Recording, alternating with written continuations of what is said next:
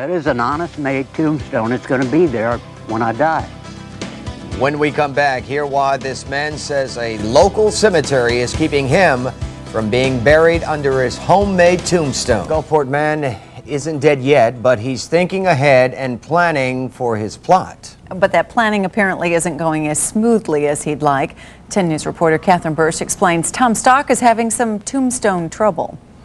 I consider this art, but it's also something to do. Just a glance around Tom Stock's yard. And the heads all come from my wife. And you know this guy is a little bit, well, we'll let him say it. Just a little different. Where others see junk, I go dumpster diving. Tom sees art.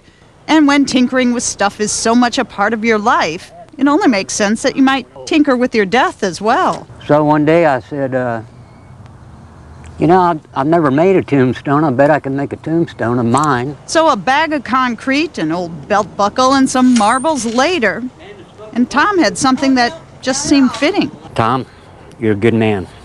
Thank you. About a year and a half ago, Tom says he got permission to put the tombstone on his plot, the one right next to his mom's. But last week, when he went to visit, I'm here, and I look, and it's gone. I'm going like this. I'm gone. Where's my tombstone? Turns out cemetery workers had removed it. Tom says managers at the Royal Palm Cemetery told him their rules have changed and homemade tombstones are banned. It pisses me off. Excuse my language. Yes, it does. So for now, Tom's tombstone rests in his front yard.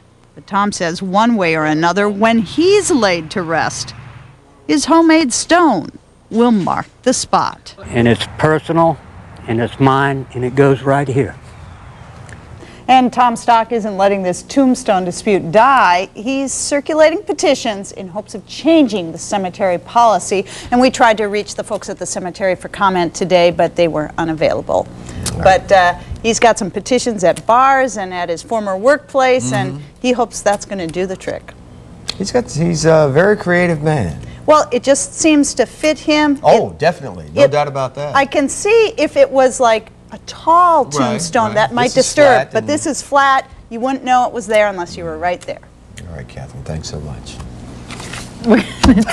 Hope the weather. You know, art is in the eye of the beholder. Absolutely. It really is. Absolutely.